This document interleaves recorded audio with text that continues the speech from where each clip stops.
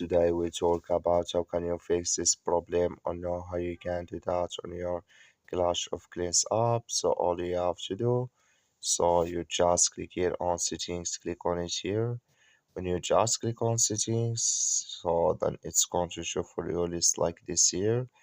Then you go down, just keep going down here, then you click on apps. Then you come to apps list here and there you're looking for Clash of Clans app, or just click on search. Then here add Clash. So add here Clash of Clans app. It's going to show for you like this. Click on it. So then it's going to take you to this list here. Click on for stop. Then you click on OK. Then you go down. Just click here on storage. Come to storage list here. Just click on clear cache. Then all you have to do, just restart your phone, install it again. Then it's going to work with you.